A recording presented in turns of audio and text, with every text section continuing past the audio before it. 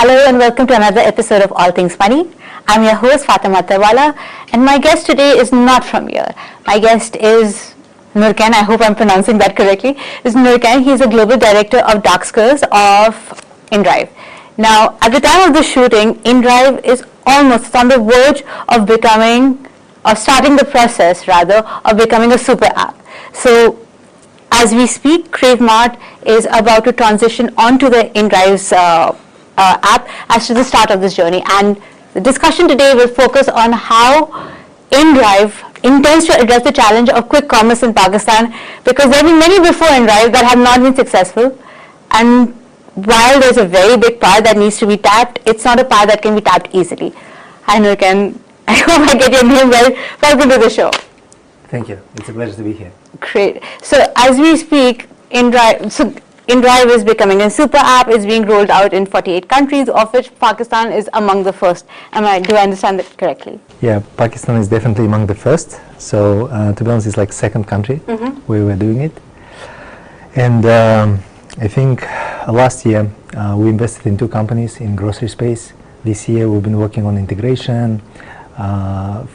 First we started rolling out the service in Kazakhstan, and now we are doing it in Pakistan. So I would say our investment and partnership with grocery companies is a catalyst for us to become a super app. I couldn't say it's the only thing we're planning to do, but I would say it's a first step in a journey of many thousands of steps to build and truly become a super app. So why Pakistan? Right now we have companies leaving Pakistan. P&G just announced its exit at the time of the shooting. So why are you rolling out in Pakistan among the first of your 48 countries that you're in? So I think just to give you maybe some context and background behind this decision. So first, before we did actually an investment and had portfolio companies we invested in certain markets, we prioritized I think markets based on 2 major criteria. First, the market should be big, because you know how it works in different business models. If you choose a small market, you'll end up a small player. So market needs to be big enough. Opportunity needs to be big enough to choose, to focus on. The second criteria was our market positions, how we're perceived in this certain market, do have a strong presence, do customers love us, etc. Because sometimes when I was searching for great companies around the world, we operate across 48 countries. So I was traveling to LATAM, MENA region, South Asia, Southeast Asia, and in all these markets, for example, I come to certain markets and talk to people, to local startup community, and if I come to the market where InDrive is small or don't have a strong presence, people say, InDrive? Who are you guys? I don't know you. And I started explaining, etc., etc. When I come to markets like Pakistan, people are like, InDrive? Yeah, we know InDrive. Yeah. Because you know when you are big enough and a strong player and have a good, I would say, solid brand, people know you. It's much easier to communicate, to build connections, because startups and companies also trying to figure out what we could potentially do, what synergies we can achieve, what partnerships we can make. So it's much easier. So I think through these 2 lenses, big market and InDrive's strong presence, these are the lenses we looked through. This is how I think we decided to focus on Pakistan. And the third lens was whether we will be able to find a really, I would say, solid companies here with the good fundamentals. To be honest, I was surprised when I first came to Pakistan. I had such a, I would say, people here is so welcoming. I think I've met almost with all startups in Karachi, in Islamabad, and I wasn't able to go to Lahore, but a lot of people, startup founders, basically drive from Lahore to Islamabad to meet with me. We spend many hours, and I think these are 3 lenses I think we looked at. And since we started focusing on grocery specifically, we assessed, I would say, hundreds of companies we were like deep diving into like certain amount, like I would say tens of companies, etc. And out of them, Crave Mart was a company with one of the most solid fundamentals, because we're looking at fundamentals, especially in this type of business, because it's very heavily operational business when like thousands of people moving around the city delivering like real physical goods. So it's not easy, and I'm glad we found this company. So I think this is why we decided to specifically focus on Pakistan. And another point was that grocery business in Pakistan still has a huge potential to grow. Online grocery penetration is still very low. So we see that there is a huge potential for this business to grow further, leveraging, I would say, strong InDrive's network, our user base, our expertise in certain things, in technology, etc., etc. So I think this is why we overall decided to focus on Pakistan. So what's the model? Do you own Crave Mart now, or is it a collaboration, a partnership? So we are like in InDrive, we have a corporate venture division, right? Corporate venture arm. And the corporate venture arm, it's slightly different from classic VC firms, because classic VC firm, they usually invest certain amount of money into a company, and they basically, let's say, invest at a valuation of $1 and exit at a valuation of $10. So they earn some money and it's okay for them. We as InDrive, we don't have a like pure financial goals when we make an investment. When we make an investment, we're looking eventually to integrate the company into InDrive, to diversify our business and create a new revenue stream. This is like a long-term view. So this is how usually corporate venture firms operate, corporate venture arms of bigger corporations, like bigger companies like InDrive.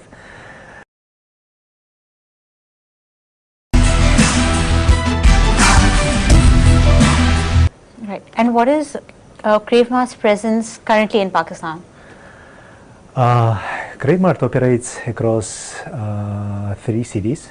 So it's, not even, yeah, I mean, if you consider Rawalpindi and Islamabad, which are twin cities, as one. So it's basically Karachi, Rawalpindi, and Lahore. And Lahore. So these three cities. I mean, if you also combine like Pindi and So Islamabad, Pindi is like Pindi and Islamabad. Yeah.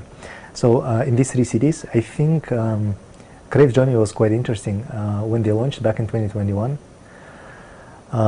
they like opened like many stores in Karachi, then like started growing the business, growing the number of orders, etc., etc. I think the next year like they opened Lahore and Pindi, but we mutually agreed with them that we will not focus a lot on Lahore and Pindi for now, until we build integration, etc. And only after, I think, we'll focus more on Lahore, Pindi, and Islamabad. These are the plans for 2026. So this year, team was mostly focusing on Karachi. So I would say 90+% of Crave's business right now in Karachi, because it's been the major focus, not to, to spread the whole effort, because resources are limited. We needed to focus the team to build a successful business case first here. And when it's done, and it's actually done, we can gradually scale to other cities, again leveraging InDrive's user base. So Karachi is not an easy city to operate in. We have a lot of security concerns, we have broken roads, we flood very easily, we have very impatient people as well. And we are very big. It's geographically, Karachi is a huge city. So these are many challenges for a quick commerce company, and how do you plan to address them? I think, we as InDrive, right, we had like 2 approaches when actually looking at grocery business, right? The first approach was, I think even like back in 2022, when I joined the company, InDrive's position was, we don't need to invest in companies or acquire the companies, etc. We need to build everything ourselves. We're going to build everything ourselves. This is the first, I would say, point of view. And then we tried, and it wasn't that easy, because I'm coming from startup world myself. I've been launching and building businesses for like the first 10 years of my career before I joined InDrive. So I understood that the issues will be like having the right people and also right environment, right resources for them to build startups, right? And usually it takes up to 5 to 6 years just to figure out the business model, to find the product market fit, right? Enough resources, right team, etc. And only then you start scaling. At a certain point of time, I think we discussed this with the founder of InDrive, and we said like, maybe the best way will be not to try to build everything ourselves. The best way will be to find solid teams which have done their like homework, which have went through this, I would say, valley of death for startups. First 5 years, survived, strong company with strong fundamentals, and then come in, give them resources, right expertise, etc., to accelerate their growth. This is how we reached out Crave. So when you talk about operational challenges in Karachi, I would say there are pros and cons, right? It's definitely a huge city, huge market with a huge potential. At the same time, there are like certain, I would say, operational difficulties and challenges. But our major bet is a team, because I think the team you can gather for the specific goal if the company you will eventually build. And I think Cravemart has a very strong operational fundamentals, because most of their team, they worked in big companies like Daraz, Foodpanda, big, I would say, FMCG companies, etc. Very, very experienced team. So I think this is our major bet. And all challenges you mentioned, I mean, you can't solve them at once, just like one by one.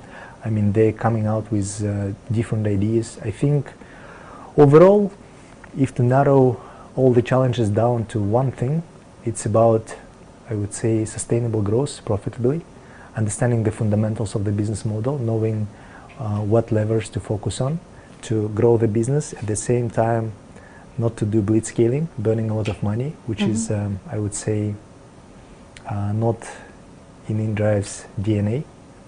InDrive is like historically very lean. You know, one of the first interesting, I would say, things I've encountered when I first visited Karachi, I came to Pakistan, I met with some of the InDrive team, and we're like meeting somewhere, I think at the cafe or something, and talking to each other. I was like, guys, do you have an office here? They're like, no, we don't have an office. I was like, cool. I mean, Pakistan is a huge country. We're like a big player here, working on it. But InDrive also, I mean, right now we have an office, etc., etc. But back then, this is, I think, reflects how lean InDrive actually is, right? People are like, they're working from home, etc. on certain things. Was that during the pandemic? Huh?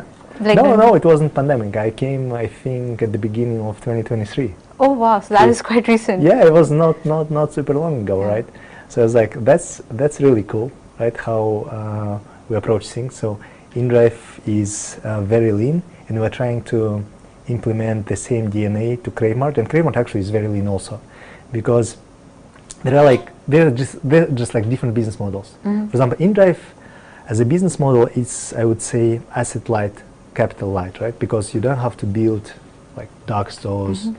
I would say put a lot of inventory inside, invest in, I don't know, cold storage, for example. Cold storage, etc., etc. You don't own the cars. You don't have to do it, right? So InDrive, like more of asset light. If you launch a city, you need much less capital to launch a city. For Crave, eventually, it's I would say capital intensive business. There is like a certain amount of money you need to invest in a dark store and keep investing for the time frame, I would say, from 12 to 24 months until the dark store becomes profitable. So if you dissect the whole business model, it's basically, I don't know, let's say Crave has 23 dark stores. It's like 23 business units. And you have to look at each business unit's profitability separately. Time frame, when it launched, how long will it take, how many orders do we need to get in this specific area, in this specific location, how NPS and retention looks for this specific dark store. And I think the good thing is Crave is a team which is looking at this level of details, and many of the, I would say, dark store companies globally didn't survive the venture winter, right? When like with like lack of capital, etc. And they think what makes Crave team very resilient. They manage it to survive and strengthen the business even in the situation with the lack of capital. And I think this was also like one of the major reasons why we believed in the team, in like four co-founders, Kasim, Hazik, Hamad, Esen, and I mean amazing team they have. I think 90% plus of the employees are with them from day one. And just to explain the logic, right? This is why I believe we have the same DNA in terms of the lean approach we're using to grow the business, and executional, I would say, and operational capabilities team has will help us overcome all the challenges.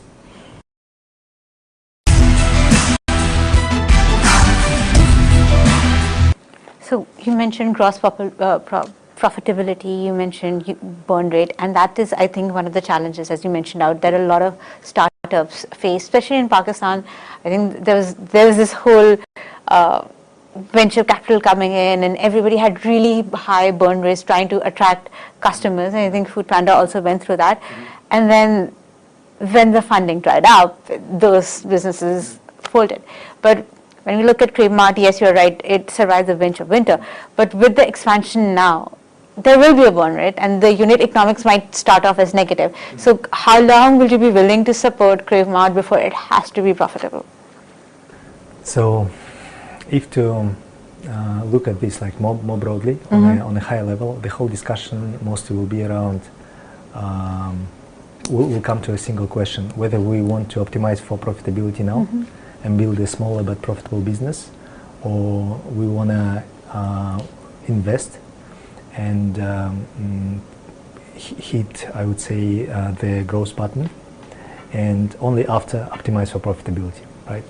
And we need to take into account general effect on InDrive's, I would say, revenue profile, etc. What's our grocery business's impact will be, right?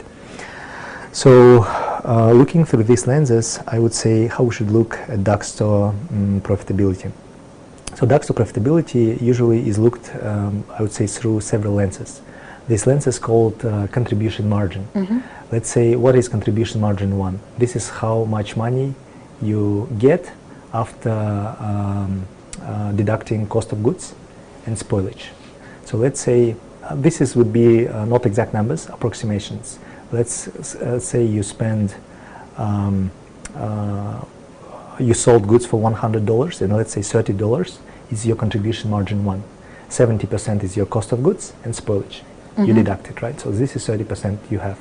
And out of this 30%, okay, the next phase of profitability, first you look at this, whether I'm earning anything from goods. Because some companies, you know, for the sake of growth, they might sell certain things without any profit. Exactly. And it's a problem, right? Yeah. So this is the first level you look at.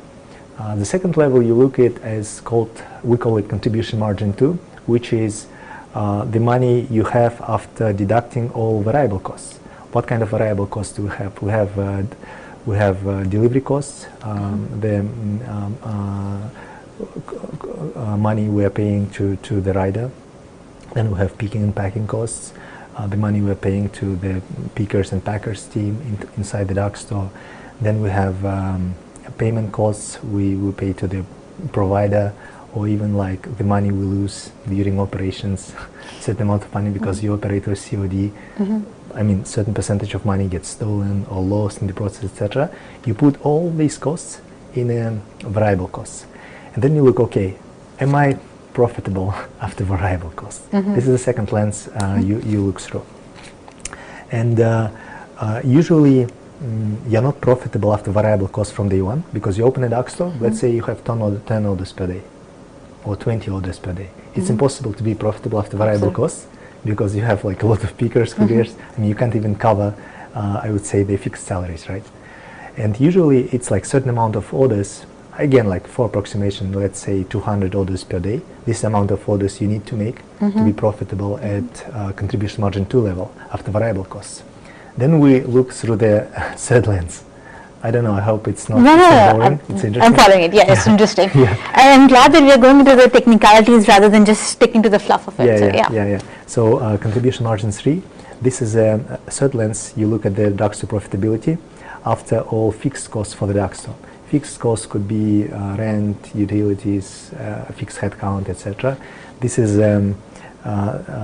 let's say, money you deduct first, like on variable costs. If you're profitable on variable costs, then you need a certain number of orders profitable after variable costs to cover the fixed costs. The good thing is rent and utilities are not super high in Pakistan. For example, it was an interesting observation for me because we have portfolio companies in different parts of the world. And let's say we have a portfolio company in Kazakhstan. We have dark stores in Kazakhstan, and let's say average rent in Kazakhstan for dark stores is around $4,000 per month, which is quite expensive, which is like slightly harder to make the business profitable after fixed costs, right? In Pakistan, as an example, average rent is around $1,000 per month, which is 4 times lower, let's say, than in Kazakhstan. Of course, it's balanced by an AOV, because AOV is slightly higher in Kazakhstan. AOV is average order value, how much on average customer pays per one order, right? So AOV usually is also slightly lower in Pakistan, but at the same time, with more volume, etc., you can cover the fixed costs. So this is set level we're looking at. And basically the general idea when you're looking at the dark store, and you look through these lenses on each separate dark store, right? So let's say you have 23 dark stores as an example. 10 of them are profitable, 12 of them are not profitable. So on these 10 which are profitable, you need to grow the profitability. How you grow it? You increase the volume of orders. There just need to be simply more orders per day, right? But at the same time, there is a limited, I would say, a certain limit dark store could not go over.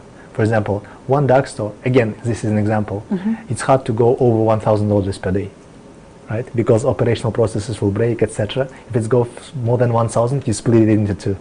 So instead of one, you have 2 dark stores, 500 orders each, and then you can grow again, right? There are also levers you can optimize on through each lens. For example, on CM1, you can grow the margin. You can grow the margin through first, like volume-related gains. When you sell more, you can negotiate for better margins with suppliers. The second way is just to increase in your sales higher margin categories. Let's say introducing private labels, ready-to-eat meals, or higher margin categories like, I would say, some toys, cosmetics, and stuff. And so just talking about all this, right? Ideally, you look, as I said, like after variable costs, after fixed costs, and then your profit after fixed costs should grow at a certain level to be equal to your marketing costs. When it becomes equal to your marketing costs, you can consider yourself, I am profitable after marketing costs, right? On CM4 level, contribution margin 4. When your profit on a dark store level reaches your headcount and like central costs, head office, equals your head office, you can become fully profitable as a company because you cover your marketing costs and you cover your fixed headcount. So this is like the general view on dark store profitability of this business. And as you look at this way, let's say Karachi. So how the ideal, I would say, picture would look like. We launch Karachi, we launch, I don't know, 15 dark stores day one. So in these dark stores, we gradually reach CM2 profitability at certain level, CM3 profitability after fixed costs, etc. And then we keep growing it, working, optimizing. There is a lot of tiny stuff, right? It's not like you have one silver bullet to make a dark store profitable. You do all minor improvements, increasing number of deliveries per courier per hour, optimizing the margin, optimizing the payment costs, everything, optimizing it, and then growing the profitability on a dark store level. And then you can say, okay, I'm profitable in Karachi on a dark store level, yes. And then you can say, am I profitable on a city level, including marketing? I'm spending on this specific city after marketing costs. And then like after you're profitable on a city level, okay, then you can say, now I can launch a new city, right? And you also calculate the potential. Do I have other areas which are underserved in Karachi where I can put my dark store to serve this specific neighborhood? Because dark stores, they operate in a certain, I would say, limited area to make the fast delivery available, right? So usually we're optimizing for the fast delivery. Crave right now delivering is, I would say, median in around 23, 24 minutes. I hope till the end of the year they will pass the threshold of 20 minutes, because as a learning we've seen from many other markets is that the faster you deliver, the better retention of your customers you get, the better satisfaction rate you get, the better frequency of the customers overall in the future. So speed is important, right? But it's also, I would say, the choice between you can offer limited assortment with a faster delivery, or you can offer, let's say, big assortment with slightly longer delivery. I think in the future we will try to do both. So to solve and optimize for both use cases. When you need something super fast, you like, I don't know, baking a cake and out of baking powder. Yes, accidentally came, etc. And sometimes if you're optimizing for a bigger purchase, for a bigger basket, we want also to offer this in the future.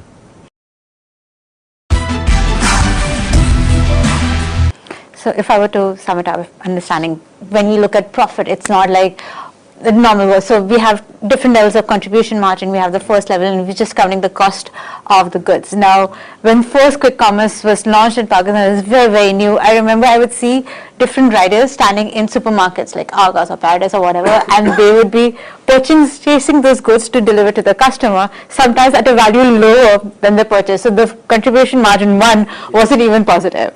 So at that level, I think that is one of the reasons the burn rates were happening. Now, what you explain is that we have the cost of goods sold, then we have the riding and packing costs, then we have, is this dark store profitable, is this city profitable, is the marketing budget covered, so you have different layers of profitability that you look at. So my initial question was, at what level of contribution margin, if it persists to stay negative across the city, for example, so overall, including all the dark stores, some are profitable, some are not. The ones that are making losses are more than the ones that are making profit for a sustained time period, say for a year or two. At what point would InDrive say, you know what, this is not working? So I think if it will not be working, we would not invest in it and believe in it. Okay, so you really believe in Cremant. So I think we invested in this because it was actually profitable on many levels already. So Crave has many dark stores already. It has how many in Karachi? It has 17 now. 17 right now. And do you plan to increase this number going forward? Yes, of course. We plan to increase. There are like certain areas we also want to cover. We want to serve, so we will definitely increase. We're still working on like finalizing the number of dark stores, etc. But I think overall, country-wise, we'll aim at least maybe to double the number of dark stores till the end of the year on a city level, on a country level. End of 2025, because we are the till the end of 2026. End of 2026. Yeah. So we have quite ambitious plans for 2026. And as I said, we eventually invested in Crave because they had really good unit economics on CM1 level, on CM2 and CM3. Okay, because so it's positive till CM3. Yeah, they're positive on CM3 in many dark stores. As I said, like when you look, let's say, at company's revenue and company's net burn or EBITDA level, if it's negative, it doesn't. EBITDA being earnings before interest, tax, depreciation and amortization. Exactly. Yeah. If you look at this level, sometimes you don't have a clear picture. Okay, it's unprofitable, but then you see, okay, how much company is burning, right? And how much usually companies, because we see different benchmarks globally, how much is like comfortable. And then when you deep dive, you need to separate, as I said, on a dark store level, which dark stores are performing well, which are not. Which are not performing well, you need to put some work, right? Understand what's going wrong, how to fix it, either it's number of orders or the margins or rent is too high. You're kind of trying to fix it. If you're trying to fix it for the next 3-4 months, if it's not working, it's okay, you close it or relocate it. Because with dark store, it's a good thing. When you relocate a dark store, you don't lose the inventory. You can just move it to another dark store. There are like maybe certain things you lose, like in terms of like I would say investment you made to set up the dark store, but overall inventory can be relocated. So this is how you usually operate. So when we were investing in Crave, we've seen that many dark stores already have very good economics, very good basket sizes, frequency, etc. Of course, we're not perfect, right? There are still a lot of things we need to work on, we need to fix, etc. But this is why we also joined as a team, because we have certain expertise in certain areas where we can help Crave, I would say, grow faster and accelerate them. So already right now companies have really good fundamentals. And as I said, we as InDrive, what we bring to the table, we as an investor, when we invested in Crave, we didn't bring only, I would say, financial resources part, which is very important in this type of business since it's capital intensive, right? Company just needs enough money for the working capital, for the launching new dark stores, for the marketing, etc. Wow, that is definitely the hope. Thank you so much for the time. I think anybody who wants to really understand the quick commerce and grocery model business, this would be fantastic for them, and how to attract venture capitalists or corporate venture capitalists such as InDrive to companies such as Crave. Thank you so much for your time. This is a really interesting discussion.